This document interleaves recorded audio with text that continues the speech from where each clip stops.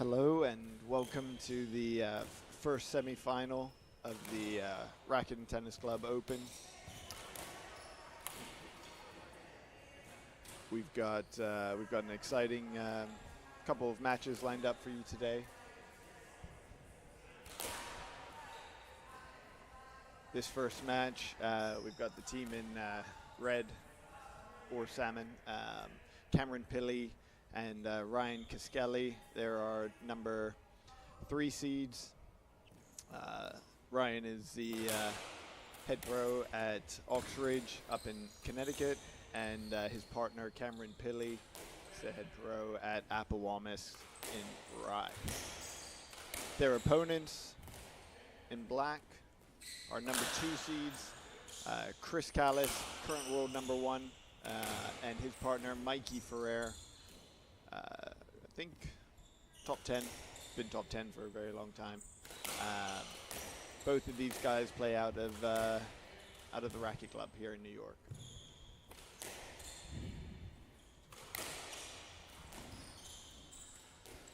Again, for those tuning in for the first time, the format here in New York is slightly different from previous years. We're playing best of 5 games, but to 11 points, as opposed to the 15, which has been the trademark for a very long time.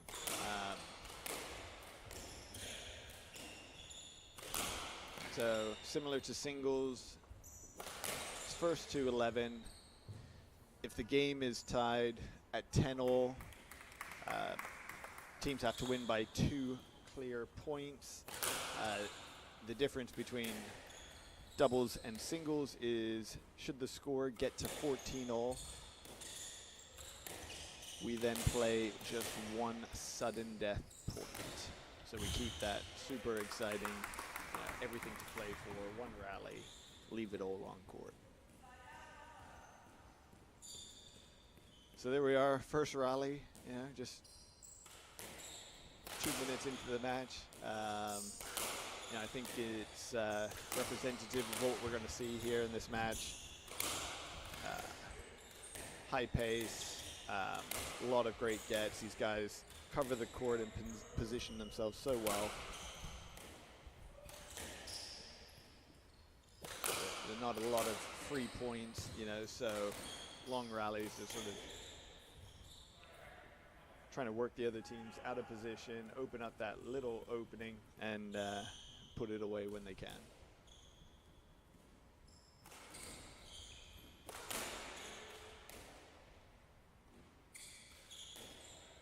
Mikey and Chris, first time that they're playing together in a while. They've played some tournaments here and there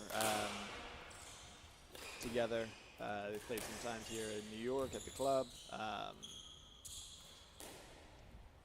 Chris has been in that top spot on the SCA ranking for the last few years. His longtime partner, Monik Mathur, retired back in February. So Chris is looking to sort of solidify a new long-term partner for next season.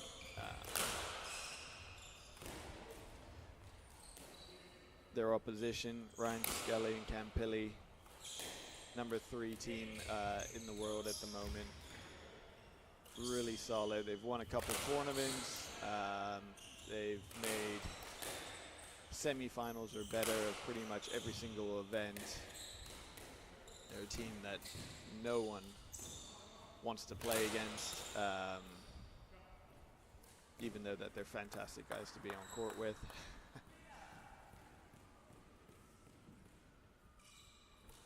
So I think we're in for a treat here in this first match. Wow. That's a couple now in a row. Chris putting that ball away. He's attacking that front court really well. A couple little reverses and straight drops.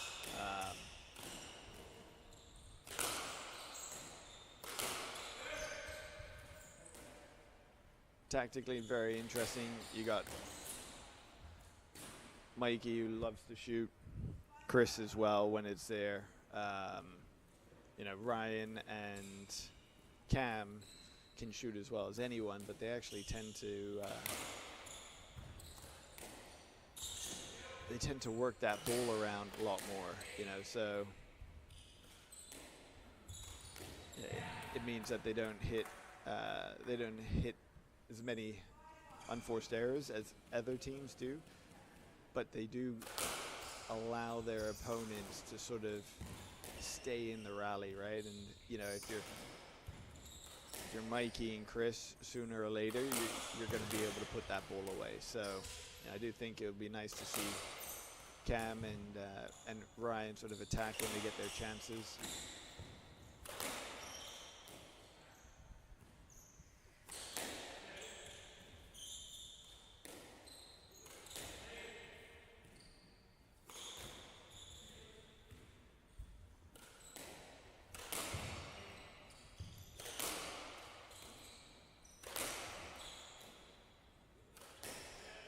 Couple things to note for you know, those amateurs out there that are watching. You know, watch the cross courts. These guys do such a good job. Wow, good finish there from Mikey. Little opening for him to hit that straight kill. Couple shots to look out for. How their cross courts get into the sidewall.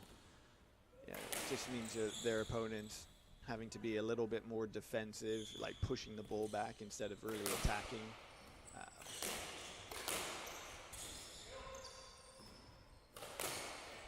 I think like a lot of mistakes that I see from amateurs and club players is they don't get their cross courts wide enough, so that ball just comes through the middle, and you know, you give your opponent a lot of time to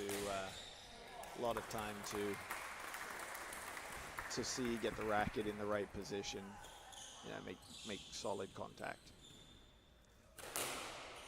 So I'd say you're better off hitting it too early into the sidewall than not hitting it at all. Okay, so we're first game. Mikey and Chris commanding 7-1 lead.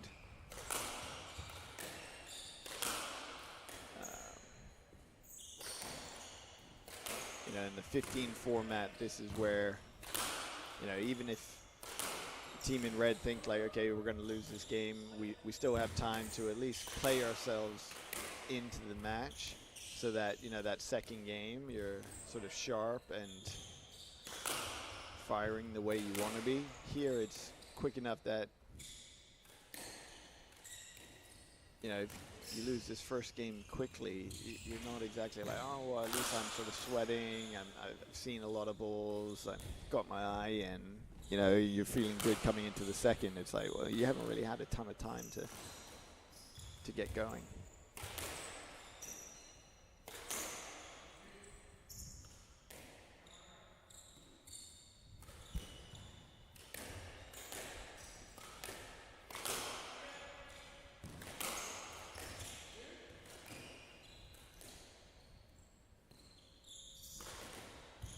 Guys are moving this ball around beautifully.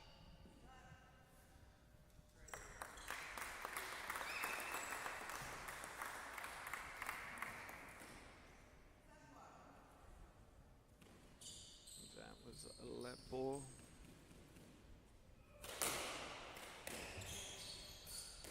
Big shout out to our line judges today. We've got Susie Pierpont, it's the head of the SDA, as the center line. Got Scott Arnold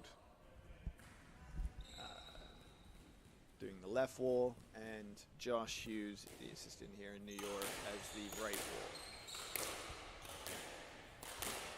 One of the advantages of doing the lines, guarantees you a seat for the match.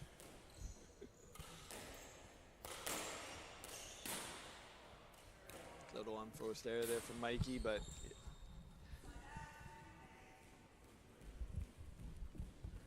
got an 8-2 lead. You're in a good position. 8-3.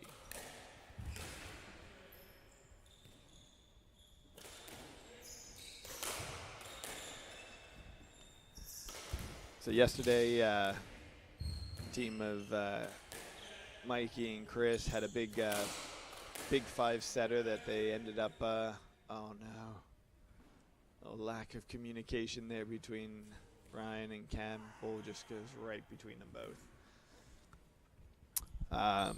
Chris and Mikey had a really tough 5-setter yesterday with the qualifying team of Dave Letourneau and Jeff Osborne. They ended up winning that. I think it was like 11-7, 11-8 in the fifth. Really exciting for the crowds here. But it doesn't seem like they're too tired today. They've come out really, really sharp.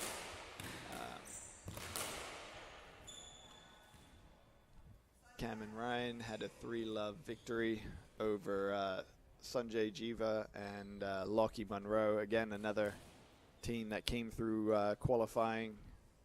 Had 5 matches, 5 matches in 3 days. They ended up winning that 3-love. So, pretty fresh, I think, going into this match today.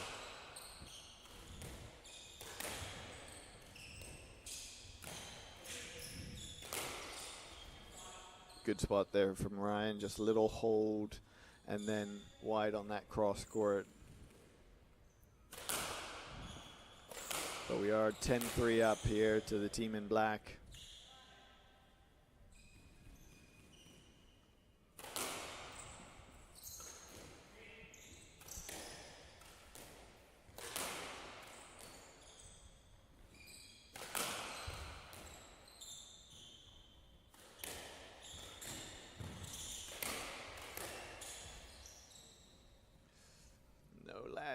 But very nice of Mikey not to hit that ball right at Susie.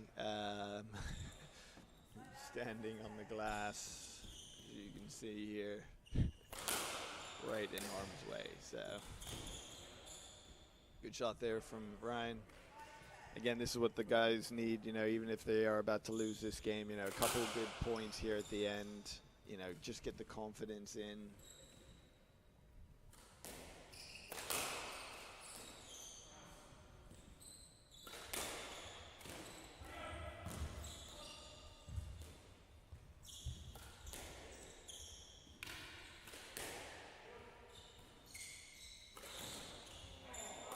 Finisher from Mikey, loves that shot. Anytime he's at the back of the court, you've got to be looking for that little reverse that he hits. He hits it as well as anyone else on tour. So, first game to Chris Callis, Mikey Ferrer, our number 2 seeds in this tournament, 11-5. Back shortly.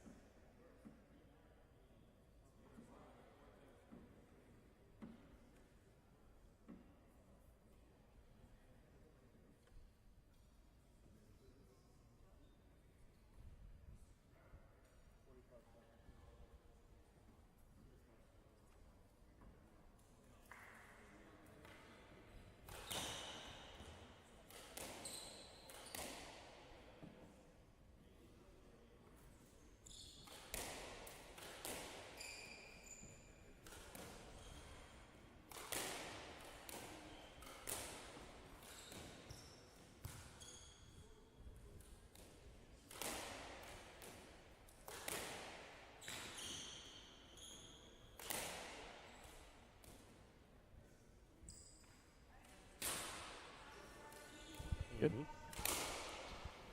So we are back here for game 2. I'm joined in the commentating box by Ashley Davies. Ashley, welcome.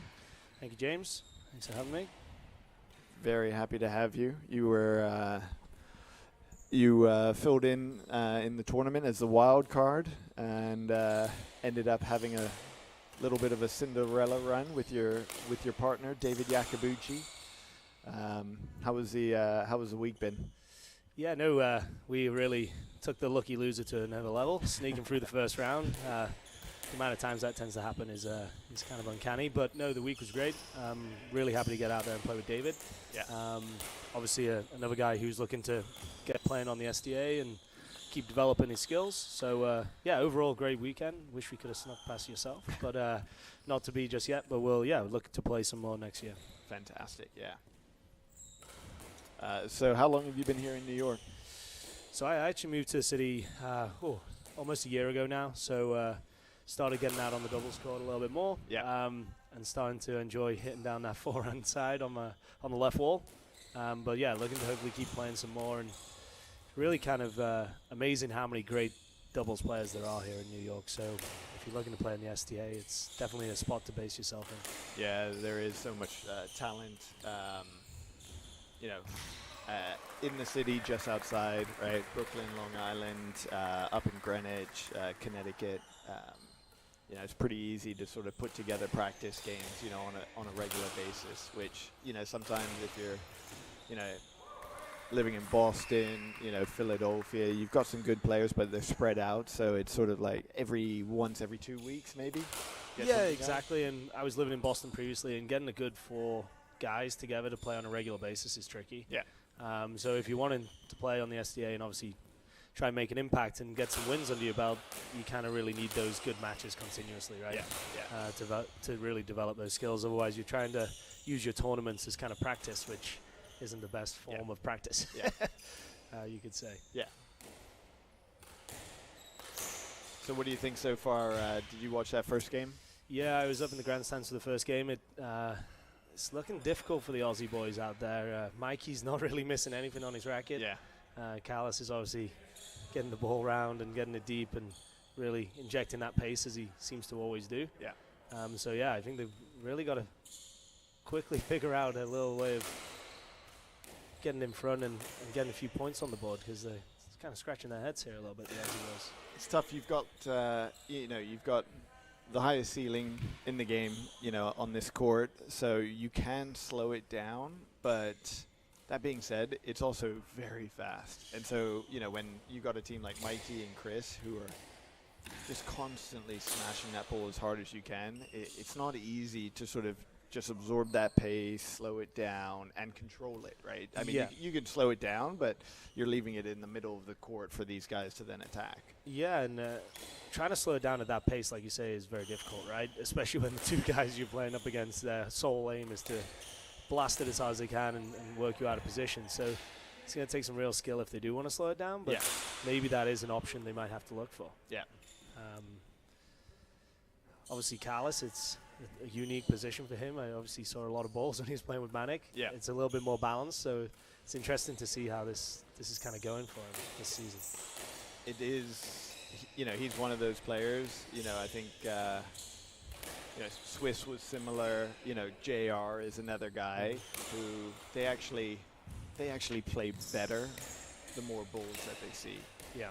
So I think Chris is actually going to do well when he's seeing it like a bit more of the play. Yeah, it doesn't want to be static, because for years he's been on the move. Yeah. Yeah. What would you say would be the tactic here, James, if you're trying to get yourself back into this? I think,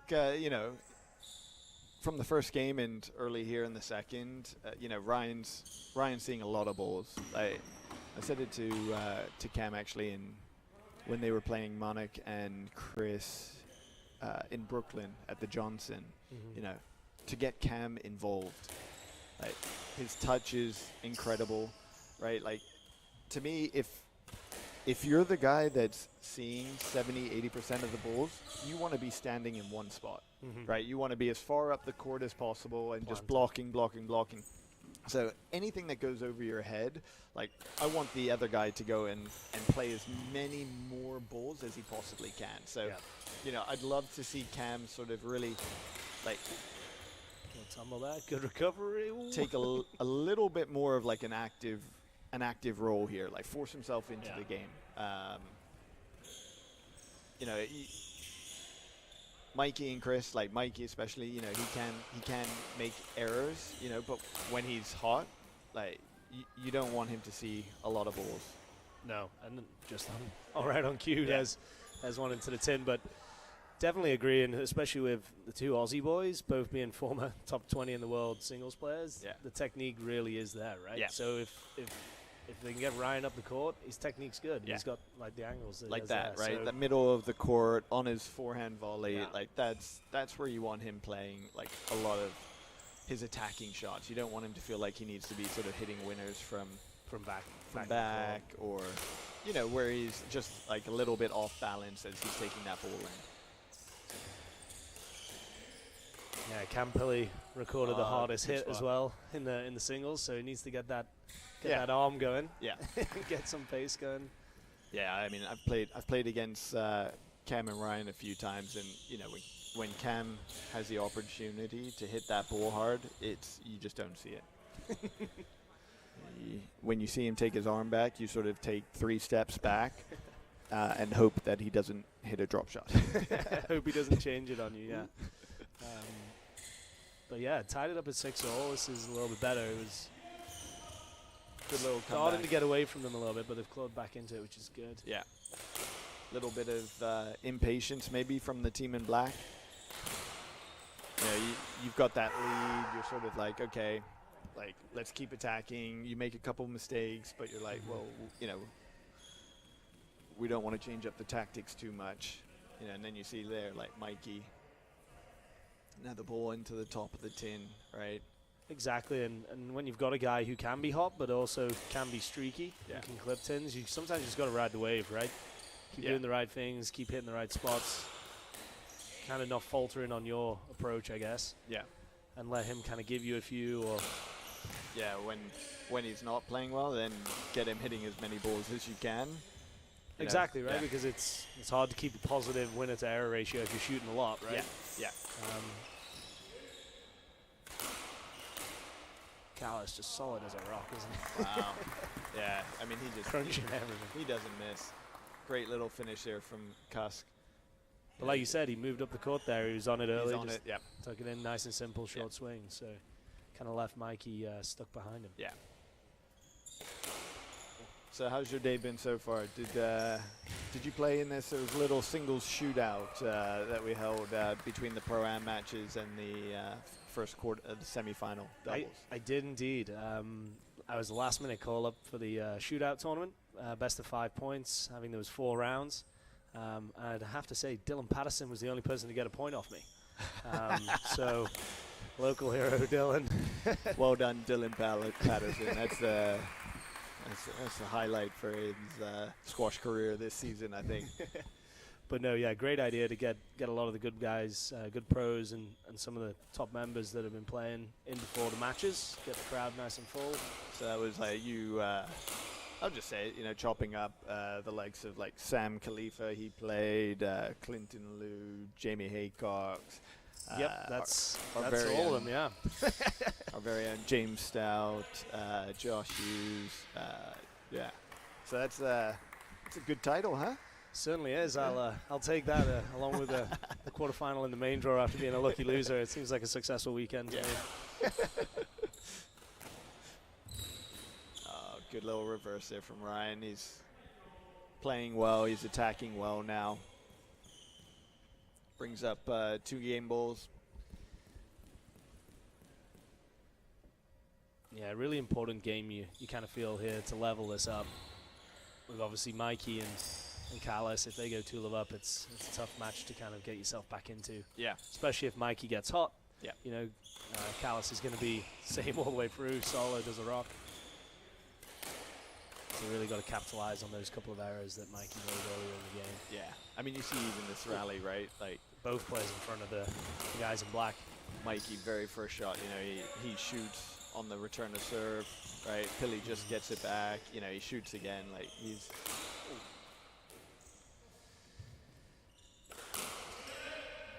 They also just seem to be getting just like that lift ball, like we said, just kind of slowing it down and getting in front of the team in black before they decide to unleash. Yeah. Yeah, that's the shot right there, and then you sort of open it up. Pili's a bit more involved there, covering for Ryan, as you said.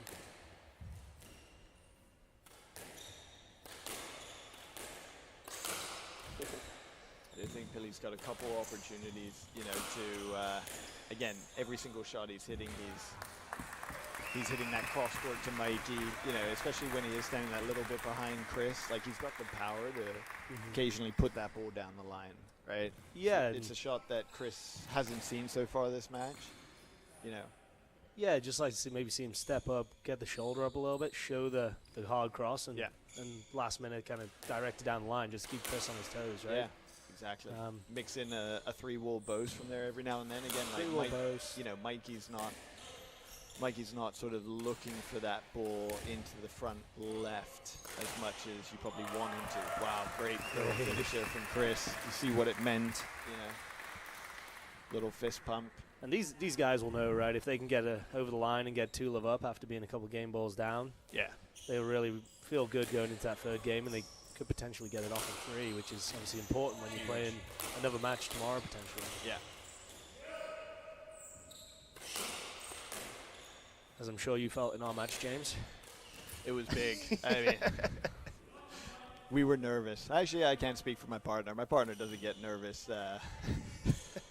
when he plays. I was definitely nervous.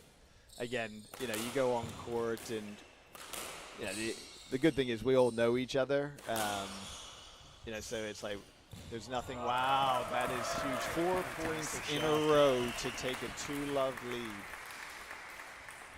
Yeah, that's some real experience and quality coming through at the end there from Callis. Yeah, means a lot to them. They know that. I don't think the team in red is out, but it's going to be tough now. They're going to have to play really well. Notch harder, yeah. But great work, and hopefully for the team in orange, Mikey doesn't get hot.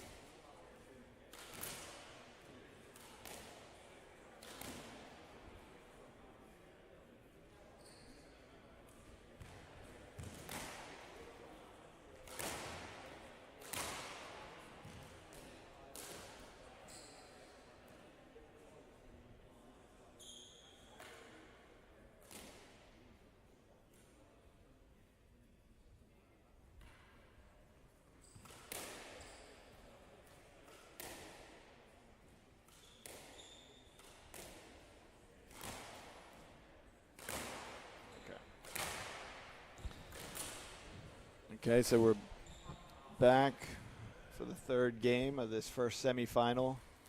Team in black, Chris Callis and Mikey Ferrer have a 2-love lead. What do we think? Winner of this game? You think Team Red is... I'm leaning towards a 3-love. I thought the guys in orange really needed to sneak that. Yeah. That being said, I thought the tactics that they set out in that last game were much better. Yeah. Which, if they can continue to kind of build off of that, they could definitely sneak it. But the way Callis finished that game, it was really a shut the door in their face and kind of authoritative. Is that what? Yeah. So I think they're going to struggle, but it's the SDA, right? Anything could happen. Anything can happen. And we've got a new ball, it looks like, as well. And I think that could benefit both teams if they use it wisely. Yeah. So a real battle of who can get the tactics right here. Yeah. But I would favor the guys in black because they're not changing their tactics. Yeah, exactly. Home court, definitely counts for something as well. Like, these guys play on this court all the time. They know how to shoot on it. They know how to be defensive, where to put the ball, where to leave it, Yeah, exactly. And there was a few guys this week that some people loved the court, some people didn't. Yeah. Found it trickier to play on. Yeah. Because it is unique, right? You've got that high roof. So it'll be interesting. I think the home advantage does help have a say in this game. So. Yeah, we had a couple of upsets, like in the first couple rounds of qualifying. Robbie Berner and his brother Billy, again, 2 members here. They upset the team of Travis Judson and Sean Johnstone, who were the number 2 seeds in that half of the qualifying bracket. They went on to make the finals of qualifying. Almost snuck it as well. Almost snuck it, yeah. And then didn't quite get that lucky loser spot, but. David Yacobucci, right, your partner, again, another R&T member. It definitely comes into play. Yeah, no, definitely. And the Burner brothers really had a good run there. Yeah. They're playing well. I'm not sure if their shoulders are still attached, but they had a great run. Yeah. I mean, Billy, I'm not sure if you watched him play with his, he's one of the most interesting guys to watch hit the ball because he doesn't really have a backhand volley. He hits it as a forehand sort of Mizuki, yeah. Every single time, though. It's just his normal shot. I think that's a tactic I should have employed in my singles career. Yeah. 2 forehands. Good little counter drop there to start the third game from Mikey. Yeah. Start of this game is really going to be important for the Aussie boys. Can't let them run away quickly. Yeah.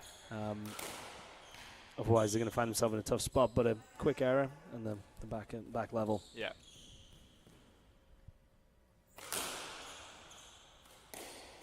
It's a hard serve there from Gam. Ball really is moving. You see how high it's coming off the back wall there, this brand new ball. Yeah.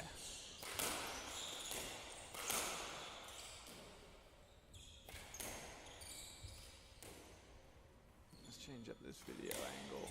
I want to see exactly like how deep they are in the court. We saw a couple matches. Yesterday, where all 4 guys are very much in front of the server's box. Mm-hmm. The speed these guys are hitting, I'd be a little bit more inclined to say they're probably, like a little bit behind it. Just a little. Right, that's definitely, a step or 2 further back in the court than what we were seeing in the quarterfinals. Yeah, when you watch Osborne, he doesn't really allow the ball to to move slowly, so you really can push up. Yeah, you have to. Yeah, you have to. But yeah, I'd like to see Kusk kind of, like we said in the last game, keep getting in front of that line and kind of driving the issue from being in front a little bit more. Yeah. I think that's, you've got 2 guys who were phenomenal, still are phenomenal singles players. Cam Pilley, highest world ranking, I think, was 11. Ryan was 12. Yep. And then you've got, Chris Callis and Mikey Ferrer, who, again, good collegiate singles players, but are very much doubles players. They play a more natural doubles game. Like, they cover each other, like you see Kaskelly does like a lot of covering. So when they push him into the back left, right, he's then coming up and covering the front left on the drop shots that's there. Whereas I think, you know, the doubles players, you see like Jim Bamber, right? Like if I go into that back left corner, Jim Bamber, like he's already there. He's already there in that front left, you know. And I think that's where, you know, they struggle every now and then because you're only covering half the court, but it is still a big half of a court to cover by yourself. Yeah, most definitely, and I will definitely second that. And if Jim Bum is listening, he best be covering the whole court next week as we play together in Buffalo. Nice. You guys number 2 seeds? I believe so. I'm not sure, actually. I don't know. Just show up and try not to look at the draw. If you don't know who you're playing, you can't worry about it. Oh, good tactics. It's a little break and play here as Mikey dive for a ball, just clean up the sweat. Love that. And it's interesting because he said before the match as well, it's like, Mikey, I saw you dive twice yesterday. And he's like, yeah, it sort of hurts. Like, the body's hurting from it. You know, I'm not as graceful as, like, Sanjay with the dive. And I'm also a little bit older. So I'm surprised to see him still coming out and doing that, you know. Testament to what this means to him. You know, again, it's not every day you get to play with, you know, world number 1 as your partner. So you want to show him that you're going to give it your all. Exactly. You don't know when the next call-up's going to be, right? Oh, wow. Little frame winner there from Pili. That might just be the little bit of luck they need to sneak this game. Yeah, 2-point lead. Really important point here. If they can really turn the screw and put in a good rally, get a 3-point buffer, be much better than letting them sneak back into this here. Definitely with the 11 scoring, it's really, those fine margins are even more exaggerated, right? You see 6-3 down, you're playing at 15, you're not too worried, right? Me and Dylan were talking about this yesterday. That's the start of the game, right? Yeah, like exactly. There's another couple waves of momentum that can move throughout the game, and you can still get back into it. But you get 7-3 down here, it's 4 points and you're off. Yeah. So really does change the dynamic and increases kind of the intensity of every point, which is just kind of good for the crowd, I think.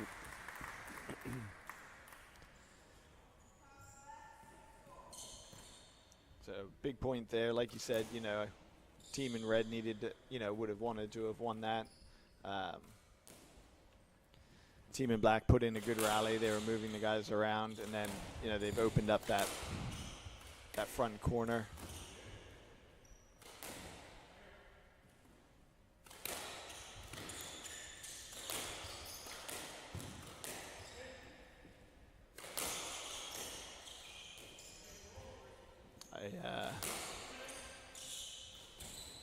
I've had the pleasure of playing, wow, great shot from Mikey. Just doesn't stop shooting. No, he doesn't. If it's there, he's going to give it a go. He's got the memory of a goldfish, you know, so if, you know, if he hits that ball into the tin, puts it right behind him, if he has that same shot the next rally, like he's going for it. Yeah, not phased. Yeah.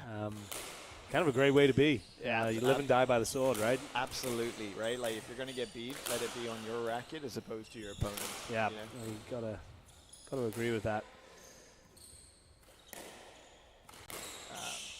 But yeah, I've had the pleasure of playing sides with Pili, and like it's an absolute nightmare. I'd love to see him try to, you know, take on Mikey a little bit more. You know, like slow the ball down, not just hit hard cross courts to him. Yeah, and he hasn't really utilized that from left. Yeah. You know, if he's getting one on the middle, I would like to see him maybe just rip that cross-court nick in. Yeah. Kind of challenge his movement, take him up there and create a bit of space behind him. Yeah. For Kusk to then hopefully try and get it into. To attack, yeah. But you got to be careful, right? If it's not right, he's going to hit a winner on you or at least take you in. Yeah.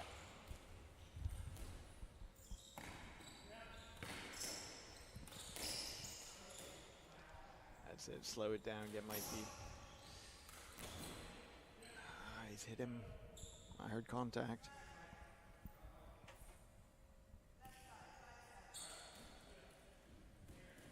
Sure, was that a lap ball? I think it was, yeah. He hit him just on the backswing. Yeah. 2-point margin, big point here. Ooh. That ball, that's a tough one. You know, Snuck out the crack in the middle. I think you got a little bit lucky that ball went as wide as it did off the crack.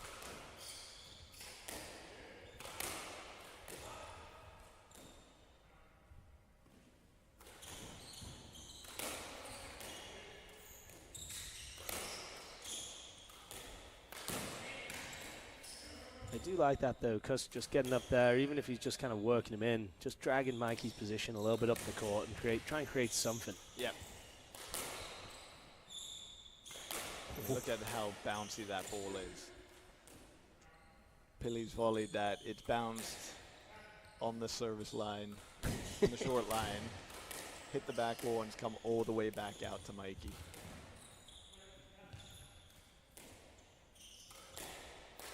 Yeah, Callis really not hitting many balls here. They're really honing in on Mikey. So, but you see where Callis is. Like he's slightly in front of Pili, and on his left-hand side, right? And it's you know, that's where there is that opening for that down the line. Yeah, exactly. Right. Like, and again, because he hasn't hit it, like Chris is very comfortable standing in the middle of the court, and then you know Cusk is attacking down the middle, right, which you think is an opening, and Chris is right there. Rip it. Ooh, just hit him. Bullseye. He'll apologize, but he'll be happy that call. You know, when you do see your opponent on the floor or out of position, you do try to get him. Definitely no shame in that. No. Point's a point at this point. Yeah. Again, another good dive from Mikey. You know, make him hit that extra shot.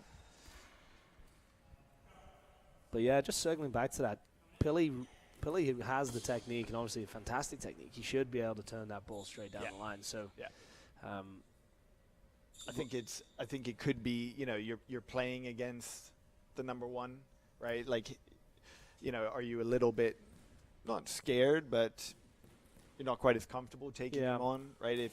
If it's not good, it's probably going to get punished. But I think it's definitely worth the. I mean, there you go, right? Like, it's a different shot. He's gone for a straight volley drop. First one he's hit, right? Chris, who's normally fantastic with that inside backhand into the front right, puts it in the tin. That's a shot he hasn't seen all match, right? It's sort of just mix it up. Yeah, exactly. And it's playing that fine line, right? Like, you're hurting the left wall. Yeah. Like, again, that right there, you know, that's a different – I'm going to say no let there. Yeah. It was a little casual.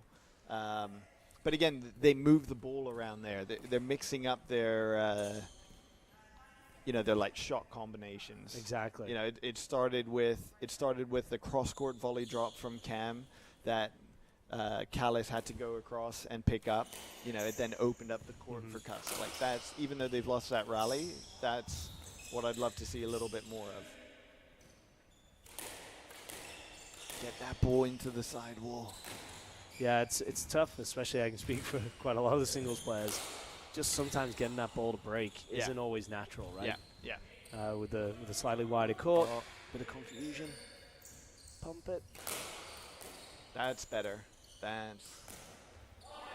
mean, there it is. You can't leave that there for Mikey.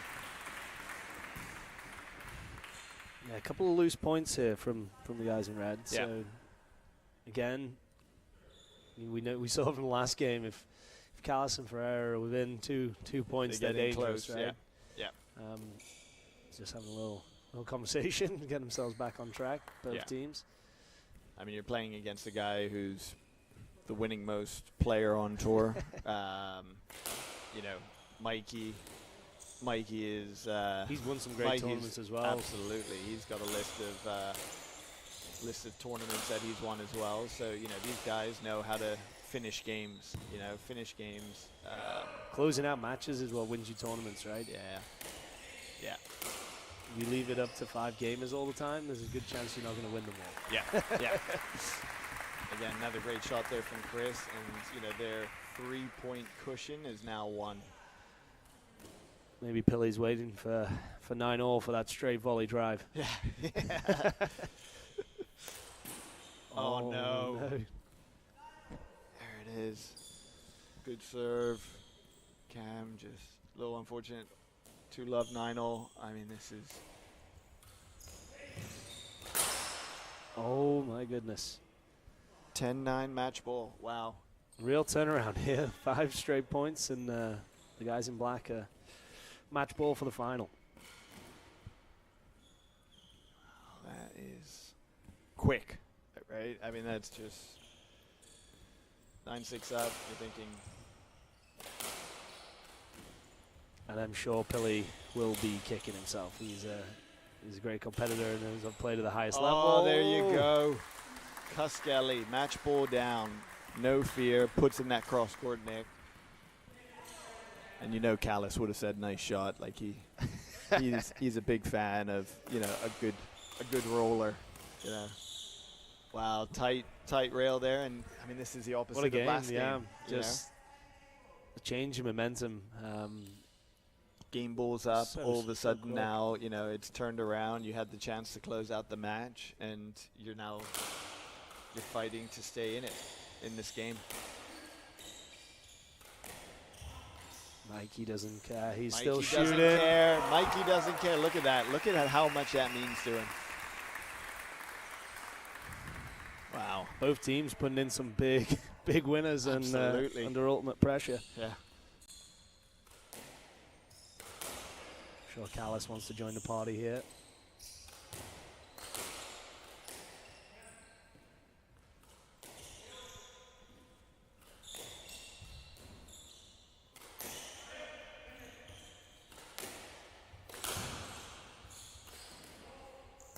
Good cross court there from Chris. You know, Great heat.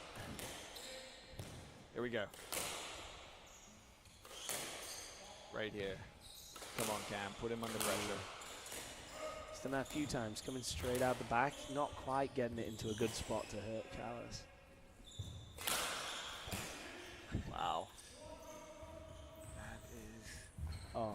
Oh, Did he get that? Fantastic. it looked like it. Great Wow. volley. Wow. This is incredible. Boys in red really unleashing the arm here, Yeah. trying to survive. Oh, it's good pace into the floor there from Kusk. Just couldn't quite get his racket on it. Yeah. What a rally.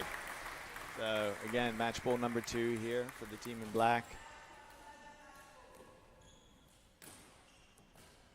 Got to go positive. You got it, right?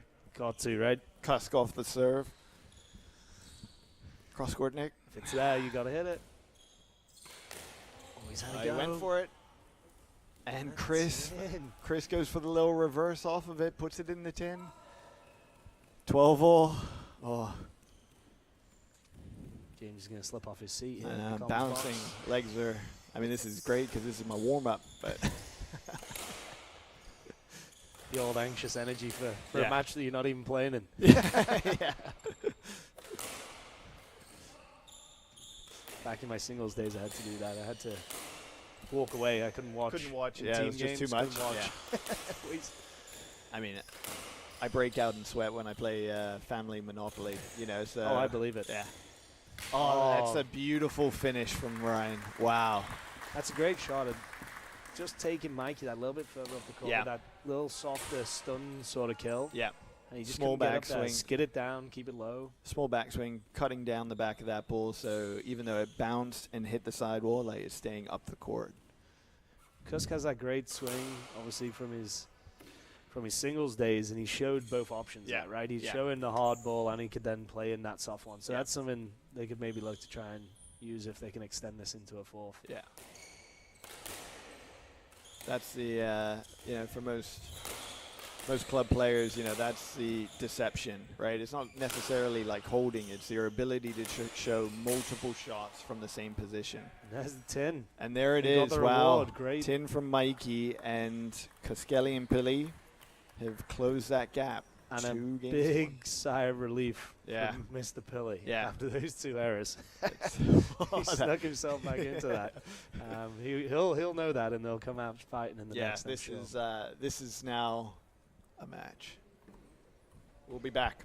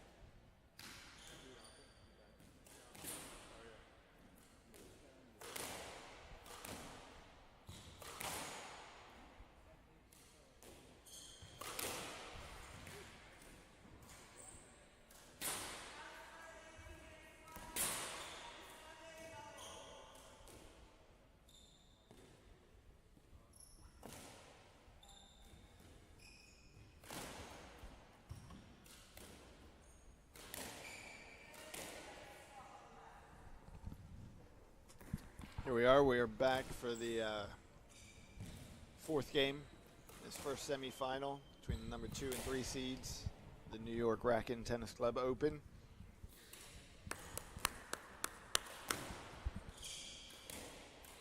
Team in red saved two match balls. They had two. Yeah, Two. Saved Two. 2 match balls. Both come in from an error from Callus's racket, which is Last one was Mikey. Oh, was it Mikey? Oh no, actually no. You're right. You're right. Mikey lost the game on his racket, but Chris missed the opportunity. Yeah, so all to play for. When you get that game, Yeah. straight into your opponent's head, right? Two of up. Oh, are we going to let them back in? Yeah. So it'll be interesting to see how these guys come out. Quick point, obviously. I mean, that's the first time they've won the first point of the game as well, right? It's not much, but it is just a little something to think about, right? Yeah, I always used to like to win the first point. Yeah. I know that it doesn't usually mean anything, but from a mentality standpoint, getting that first one under your belt just settles you down. And Yeah.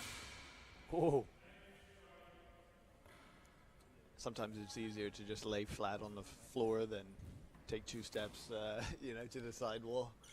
As a player who hasn't got so much speed, James, I'd have to agree. I usually take the drop, and hope for the best. Drop and hopefully a let. There we go. Now that's First shot there. yeah. First shot that Cam's taken into that front left from the back of the court. Yeah. And then again, lifting. It looks like they're going to try and work Mikey a little bit here. Right? Back, left, front, left. Yeah, we see if they can maybe force Callus to have to Get a little bit more involved and start forcing himself back into the game. Yeah, cheating sort of into the middle, try to open up. Wow, Mikey. I mean, that's it, right? You feel like you've got him, say, maybe a little bit tired, and he still puts that ball away. Yeah, you're playing that game, right? You're not hitting to Callus because he's such a fantastic player, but you have to remember you're hitting to Mikey, who's also a fantastic player. Yeah. So he's going to hit winners if it's there, and you kind of got to take your chances, right? Yeah. But I do think moving that ball into the front left could be an option for him. Big one, yeah. And then straight that one there, maybe just straighten that down the line.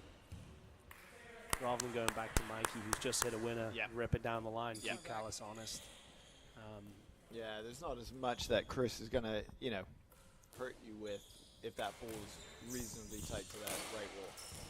Exactly, and Pili has obviously been such a fantastic player and having such a long career. He can hit a tight ball. Yeah, if you're 11 in the world in singles, you can hit a tight rail. Yeah, if you're playing a game of, channel game, right? He's not the guy you want to be playing it against. Exactly.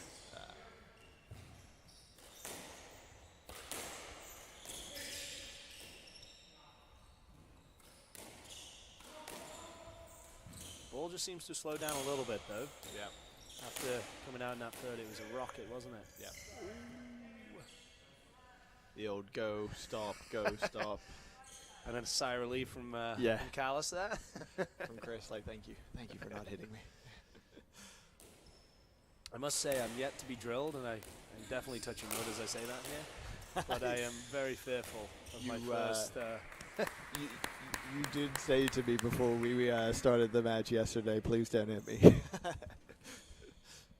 I feel it's impending, it's inevitable, but you keep asking not to be hit before the matches, and it's like, okay, sure, yeah. I'm gonna play one of these old Aussie boys who's literally gonna find me. I'll Clive Leach. Yeah. Dude, try and find my leg. Yeah.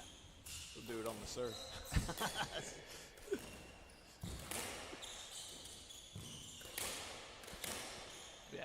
Oh, that's good, man. Bit of a rite of passage. You just hope that it's not a bad one. Been hit a couple times. Oh wow, Fantastic shot off the wall there. There we go.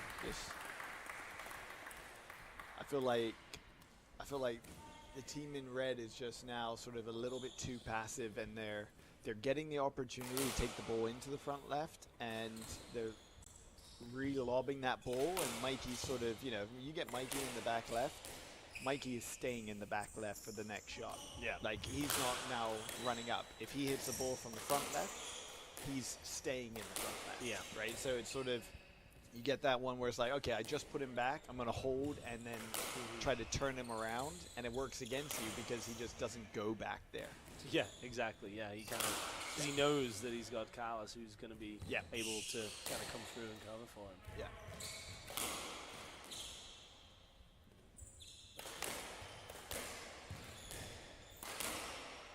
Still like to see that go into the angle, you know?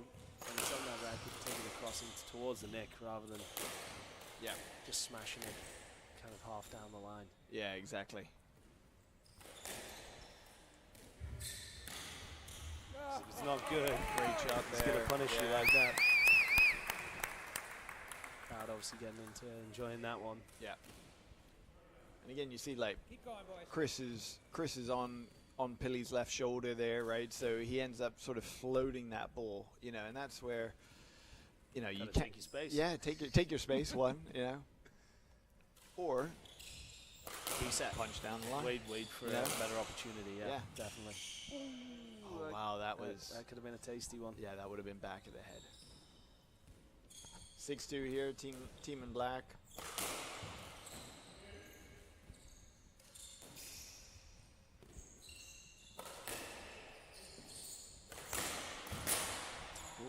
There we go. Come on, Pilly. Take him on. A couple errors have come down that wall when he actually has opted to take it there, so might be worth keeping a few down there. Keep Callis honest. Yeah. I think until Callis starts hitting winners off of Pilly's shots, right? I think, you know, Chris is hitting winners off of Kuska's shots, like where he's getting the angle to where it's coming across and he's got that the angle's there for him to go into the nick, you know, to hit the reverse, to hit, you know, a hard cross court, right? Like he's one of the best guys in the world when it comes to like his options when he's comfortable and on his forehand. You know, it's something different, right? Like when I've played against Chris, you know, with Scott, it's sort of it's hard to hit any winner bar a reverse, right? If you're going up and down that right wall. Yeah. You know, exactly. and if you don't hit the reverse well, it leaves you under so much pressure, right? So it's, you know, it's not like you get these like free sort of like get yourself out of trouble when you can just go cross court. No. Yeah, definitely. Good rally here. Big point. Yeah, guys are moving it around well. Good scramble from Pilly at the start there, where they were under a bit of pressure. Who does this benefit the longer this match? Oh wow! The longer this match goes on. I would say both teams, both in great shape. Yeah. Mikey, as we just seen him slot another winner there. Yeah. Seems to be holding his own, doesn't seem to be breaking down. Yep. Callis and the other two Aussie boys completely could go for as long as they need to. Wow, that is... He just keeps pulling out his tricks. Yep. I mean, that's why you go for the hard serve, right? If you can hit one of those a match, like... And on a big point, fair play to Mikey for looking for that. That just shows his experience, right? Yeah. Knowing when to, okay, I'm going to throw this one in and try and get a cheap one, and he definitely did. Callis gives up a cheap point, but, you know. If I was the guys in orange, I'd start taking it back down that right wall a little bit. Yep. As Mikey's the one hitting the winners here. Yep. I know it might go against the grain and against their original tactics, but you've got to be fluid, right? Yeah, exactly. If the guy's hitting winners on you, you might want to take it somewhere else. Yeah.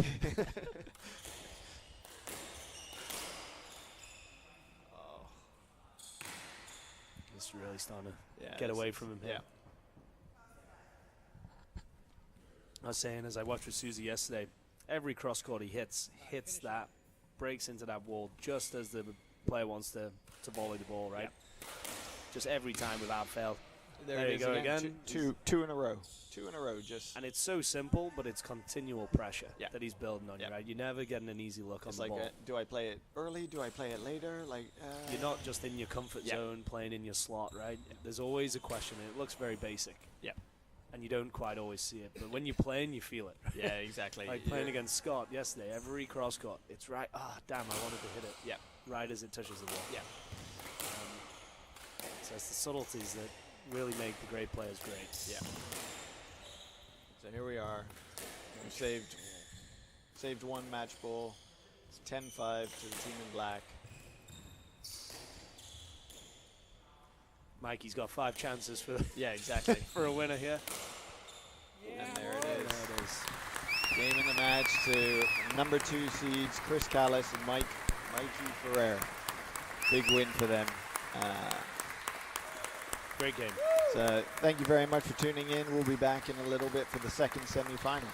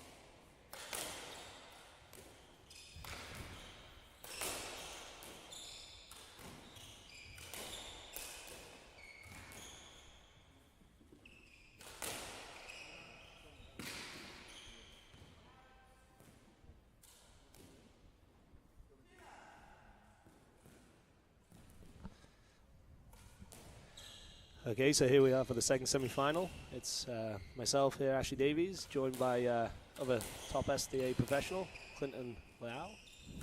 That's not how you say it. How is it? Liu. Liu.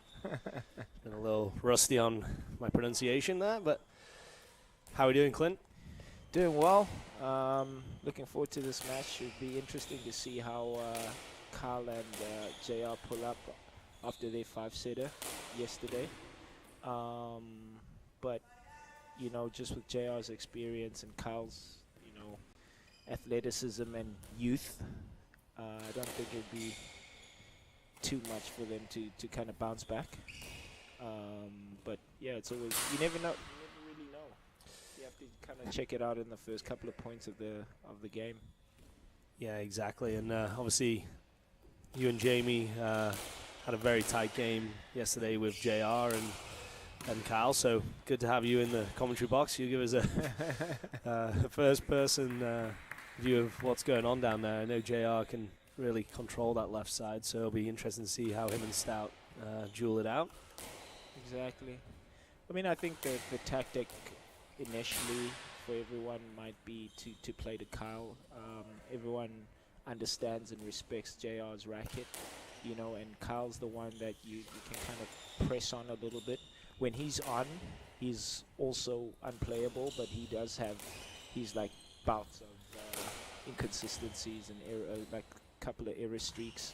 But so if he's on today, it's going to be a real battle. But like, as I was saying, I think it all depends on how Kyle's performance is today. Yeah, definitely, and I can definitely second that. Having played with Kyle a fair bit here at the R&T, he can go through those waves, right?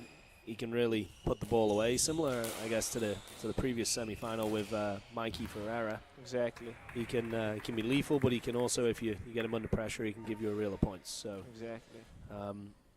I assume that Stout and Arnold will probably come out very steady and solid as they as they always do. Yeah. It's so funny having watched them play. You know, sometimes you try and figure out what do they do, and there's nothing that really stands out except like they don't really make mistakes. They don't let you have 3 or 4 volleys in a row. You know, they just do the unglamorous things really well. They hit the spots. They break their cross courts, right? They lift under pressure. They do a lot of the basics very well. Probably need to have a word about Stout's outfit here. His shorts are almost over his ankles. It's going for the 90s basketball look. It looks like, you know? In the NBA playoff fashion. Exactly. Probably the Beach Boy, the Bermuda Beach Boy in him. A little Dennis Rodman out there. Definitely not quite the same look as you and Jamie with the tucked in shirt into the shorts. Is there any secret behind that? Nah, Susie gave us a little talking to in Boston, saying like we need to, the whole tour needs to kind of like smarten up, and you know, I'm scared of Susie, so I'm gonna do what she says. Oh, we're all scared of Susie. She runs a tight ship, but can't disagree over that. For you guys look great out there. Reminded me of an old soccer kit. Now Johnny O's been taking care of us, so that's been good. It's been good. So yeah, Stout and Arnold really off to a quick start. When myself and Yakabuchi played them yesterday, they gave us a lot of cheap errors. They don't seem to be giving any of those out today. After speaking with Stout, he said he was nervous. I was very surprised he was nervous to play me and Yakabuchi. I think that's you know, just credit to yourself and Yakabuchi. You know, it's like they know what you guys are capable of. They've seen you play singles, and you know, so in doubles is it's a game of streaks. Like you're very capable of hitting a good streak, and with the score to 11, you know, it's easy for guys like with your skill level, yours and Butch's to get 5 points, you know, and then that's 50% of the game. Exactly, yeah, and we spoke about this a little bit on the previous semi-final. The difference to 11 scoring is quite large, right? Every point becomes a little bit more intense, and if you lose a couple of quick points in a row, it can really have an impact on the result of the game. So Stout and Arnold just starting to get away here. A couple errors from Kyle. looking like they mean business. Yeah, I mean, a team like this always, steps it up when it's in the real money rounds, semis, finals. They become a different team. We saw that with Callis and Ferreira in the last Yeah. right, down 10-8, reeled off 4 winners. It's the top seeds and the best players. They always know when to lock in and when to deliver the winners, right? Exactly. It's all good looking flashy at 1-1 in the first. But when it gets to the money line, that's where it matters. So just looking at this game, I'd be interested to hear your take. It kind of just looks like they've been, Stoughton and Arnold, just been working the ball around. It's not that they're necessarily picking on Kyle. They're just kind of like hitting the spots. They're not scared to hit to JR.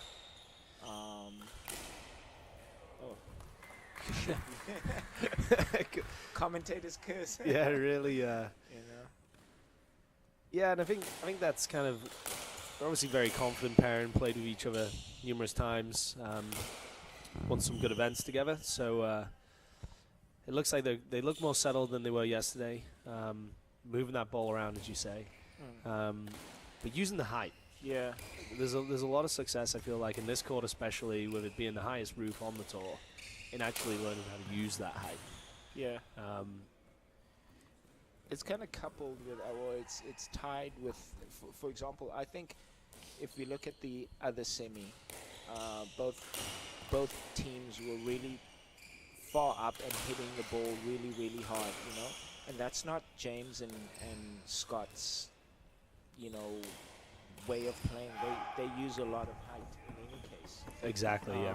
So, and I think the thing that's a little bit different now is, compared to them playing you, is Kyle and JR present a predictable opponent.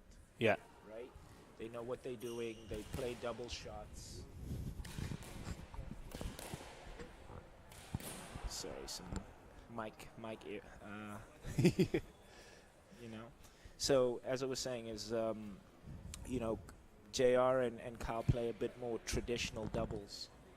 Whereas I think you and Booch are, anomalies. You play unconventional double shots, which is going to always trouble a team that is so used to playing. Exactly. Yeah, standard doubles, whereas we're kind of coming in with a few different angles. Exactly. And seeing things. But cheap error there from Kyle as he kind of went for the winner. Kind of gives that first game to Stout and Arnold. Looking fairly steady here, but we'll be back to join you at the start of the second game.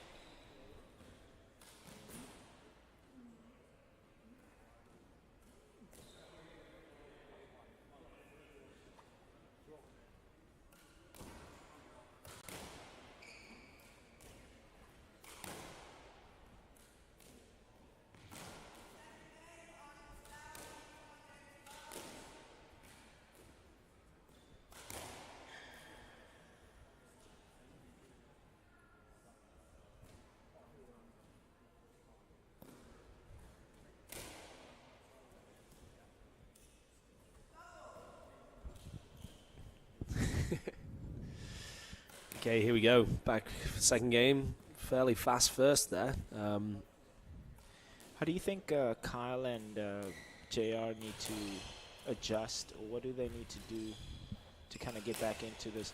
I know it's 11-9, but watching the game, it didn't really feel like... feel so close. Yeah, exactly.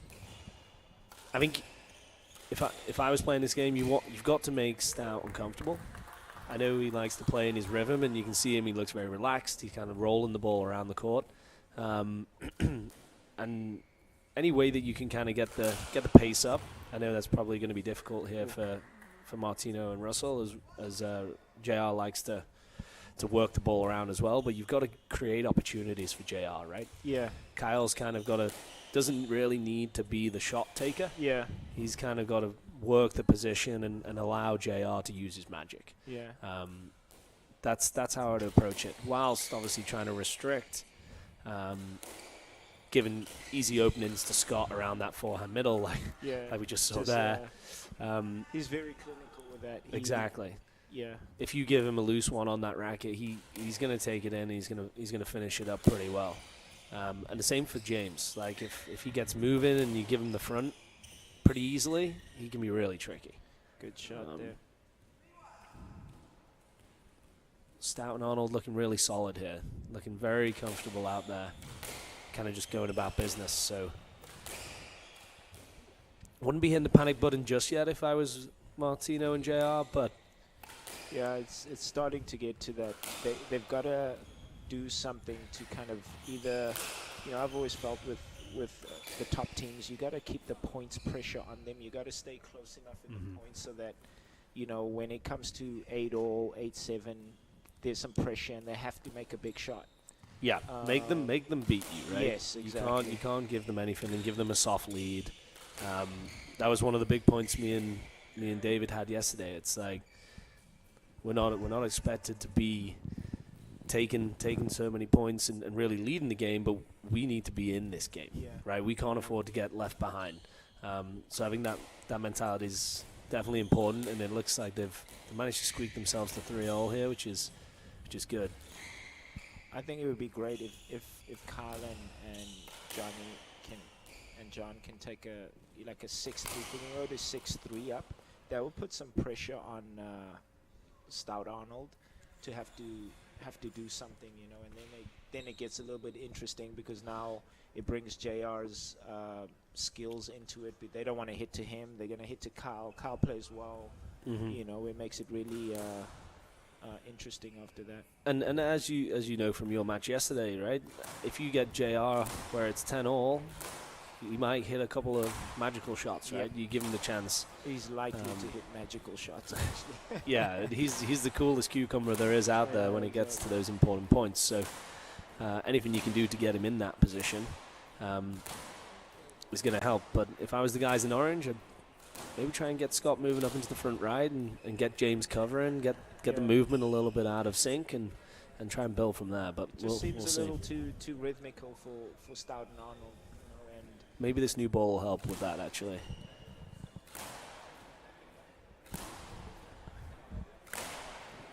It's interesting because the ball, it was 1 game old, and it wasn't really like a real bash fest in the first game. Surprised that ball went.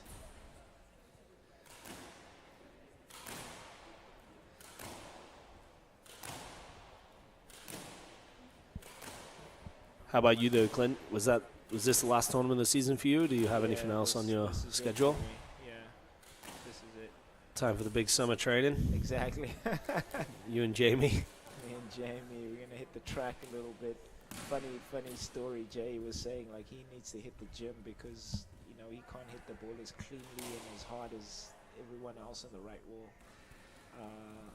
And I was like, well, I just use my girth. I'm a little tubby fella, so I just swing that weight around that 190 pounds of mine, and I just going in the right direction. That's where I get my pace. And, Jay's probably like a $150, $160. I don't know. Yeah, no, I can definitely agree with you there. As I weighing in at 250, I should probably be a linebacker than a left waller in the SDA tour. But rugby career is about to start now. 4-3. Here we go. New ball.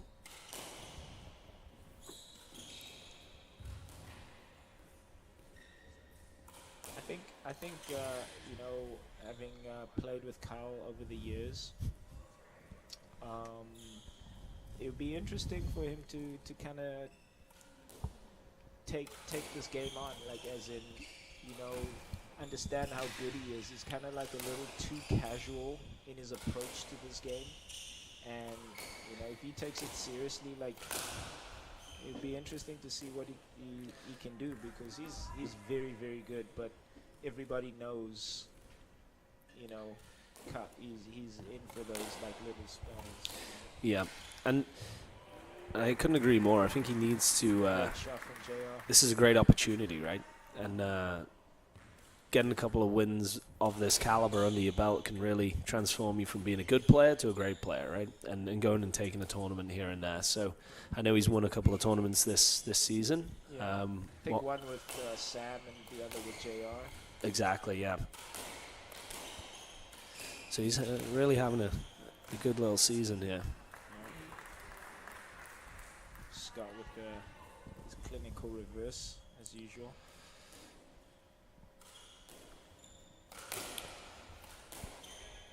So again, like just feeling the tempo of this game and watching how everything's going, I just don't see the team in white kind of being threatened.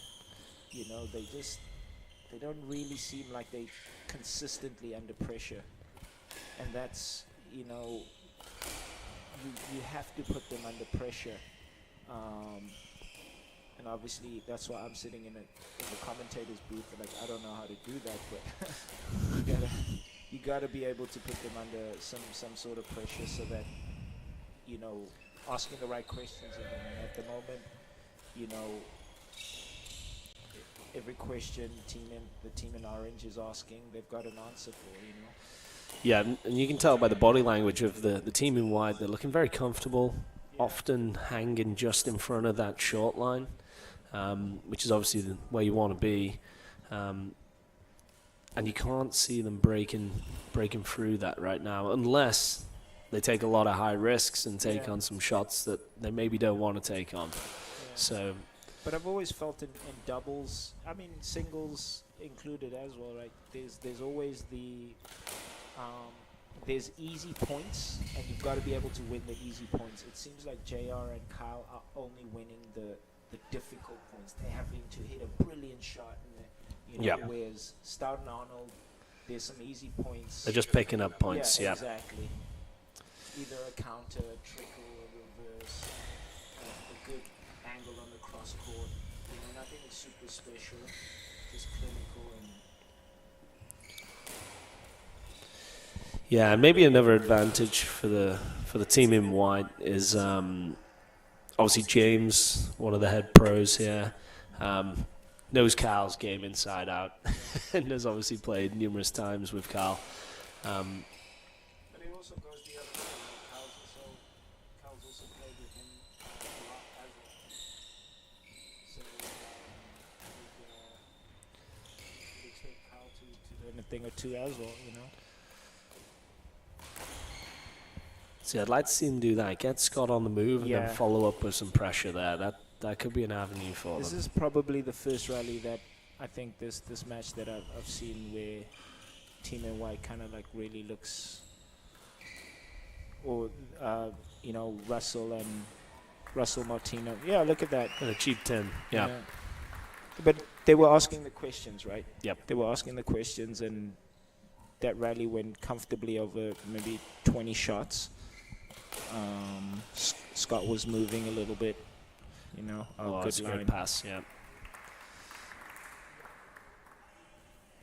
JR obviously known for his fantastic positioning and awareness on the court, just getting caught out a little bit there by James with a passing drive.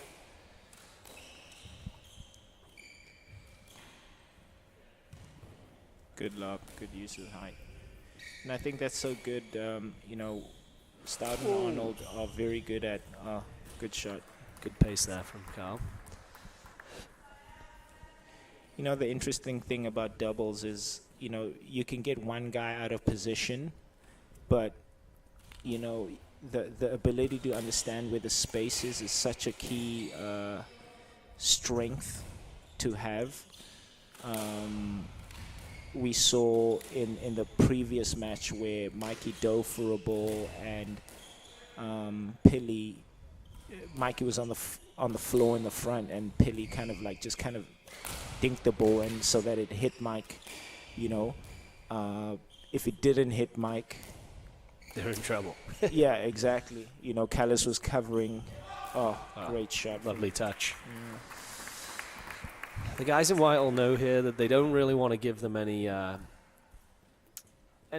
sight that they could be in this game, right? That you know, as obviously being a fantastic player yourself, Clint, like if you can get that 2-love lead, the difference between shutting them out when they got into it towards the end of the second and going 2-love up rather than 1-all, giving them that belief can really make a big difference, right? Exactly. So I wouldn't be surprised if we see a big shift here. Ooh. But you can see, I think Martino Russell was it 7-5 up? Yep. You know, and then 10-7, you know, just almost out of Another nowhere. cheap error there.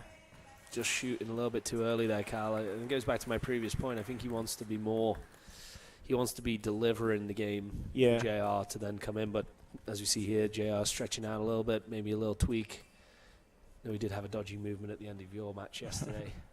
I don't know about that. JR is a fantastic player, and he, you know, he's just a little tired. He needed a break. I don't think he's injured. Is. So there we have it with 2-0. We'll join you at the start of the third.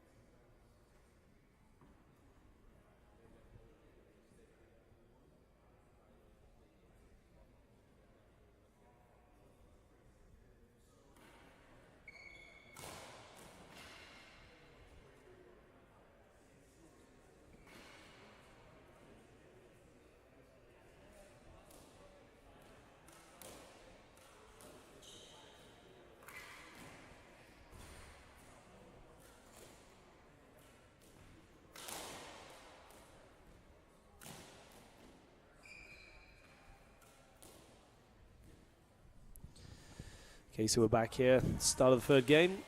See if Martino and Russell can wiggle their way back into this one, or whether the home favourite, Mr. Stout and Arnold, can secure their place in the final with Callis and Ferreira. Where's your money going here, Clint? I mean, you can't bet against the top seeds here.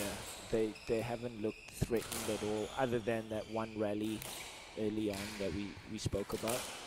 But yeah, looks like they're even stepping it up a little bit more now. Yeah, winning in 3 and trying to get yourself into the final feeling fresh. Not that they've played too many games, but they did a good job against us, closing us out in 3 as well. We had a couple of chances, but they didn't let us in. It can all pay off, right, when you get to that final match. Exactly. So I'm sure Stout, Arnold will be looking to get this off if they can, but let's see what the orange team has got. So what would you say, like how would Carl and JR have to, you know, we spoke about like getting Team White under pressure a little bit more, but the real question is how. And I'm asking because I don't know. Yeah, obviously a newbie to doubles, but myself, but I think you've got to figure out a way of how you can get Stout covering for Arnold, right? Mm-hmm. And get the front right involved if you can. And you've got to pick the right battles, move the ball around, and get JR an open shot. Whether that means throwing it down the middle, getting them confused, getting the ball up the front like that, Yeah. creating a bit more space. Oh, what a But great shot. If you leave anything loose with these guys, they're very clinical. So with my limited knowledge, I'll give you a half answer. Not 100% sure.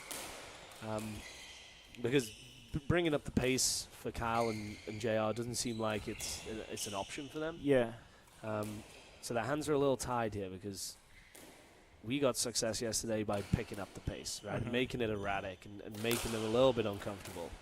And the court's playing quite fast, actually. So, you know, if you hit a good spot, then the ball kind of assists you, right? Like you Mhm. can let the ball do a little bit of extra work, right? Yeah. Whereas there's some slower courts where you have to do, you know, you got to feel the ball on the strings, you got to put the cut on it, you got to do, you know, maybe break the wrist a little bit. Whereas in this court, if you like slam it in the right spot, it gives you some reward. Exactly, and I think that was a good Great rally shot there. from Kyle. JR managed to turn onto that forehand, and then he creates angles, right? Yeah. And when he gets that opportunity, he then created a bit of confusion, and then Kyle was given an open shot, and he put it away fantastically. But like,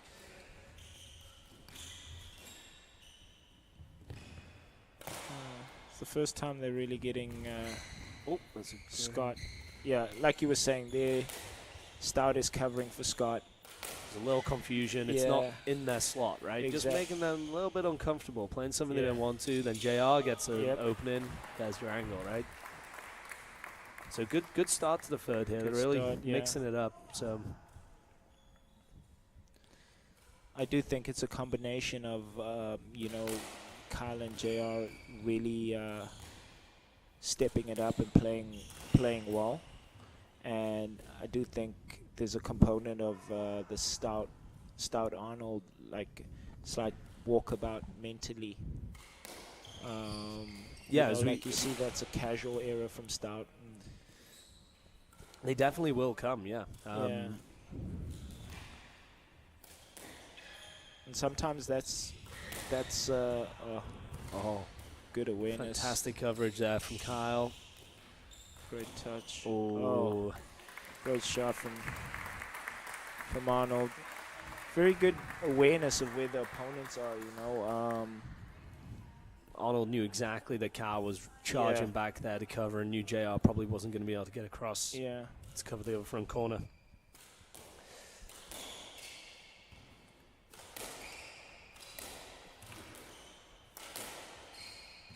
But it's very subtle. You can see from Scott, he's not giving JR any break in cross courts, right? That Yeah. are going to come off the back, allowing JR to turn To have and that get that time. forehand that he wants. So I think that's definitely something that Scott's obviously trying to do. And it's kind of limiting JR's kind of arsenal because he can't get onto that forehand off the back wall. Ooh. A good couple quick points here, and they're right back in this third game. Personally, I'd like to see a little bit of motion, you know? Like, look like you want to take it from them. That was something me and Yakabuchi were trying to do, is trying to show them that we wanted to beat them. You know, it looks a little bit going through the motions here. 4-5 from 5-1, yeah. from nothing. You know, the last 3-4 points have been 4 rallies, 4-shot rallies. You know. And like you said earlier, they haven't seemed like tough points that they've had to win, right? They've kind of rolled back into this game, and now they're right back in it. Whereas I'd be pushing the panic button. I'd be fuming. I'd be giving my partner a little bit of a, come on, let's get back in this. Let's not let them just casually walk back into this match. Exactly. It's a great shot there. Good recovery from Kyle.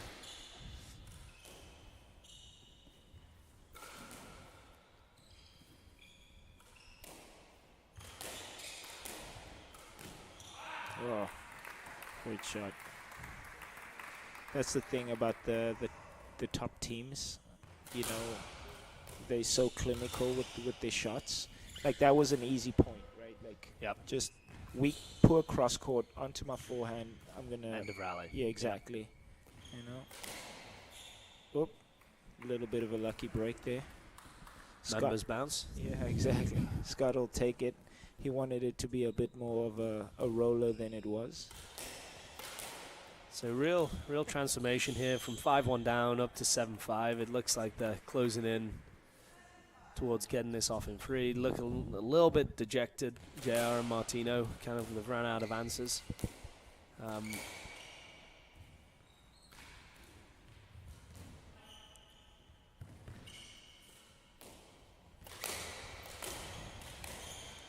Yeah, Good still a attack. little high-risk stuff, I feel like, from Kyle. Clutch. you know.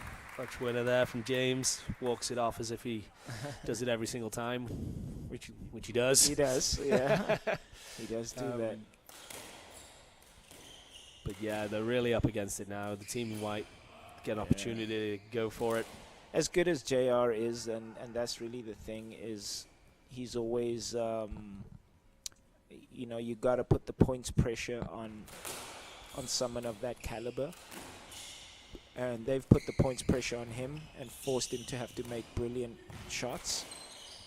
But Kyle and JR have not done the same for Scott and James, you know. Yeah, and making them have to worry about, like, if I don't make this, it's 4 points down or 3 points down, and you know. Exactly. We've got a match ball here for the number 1 seeds. See if they can take this. I think they're taking it on. And fantastic movement, and that wraps Very it up. good, man. They'll be very happy with that. Off in 3. Clinical performance from the top seeds, and yeah. And that wraps up the semi-finals for today. Number 1 seeds getting 3-0 win over Martino and Russell. We'll be back tomorrow for the final. Thanks for joining us. Thank you.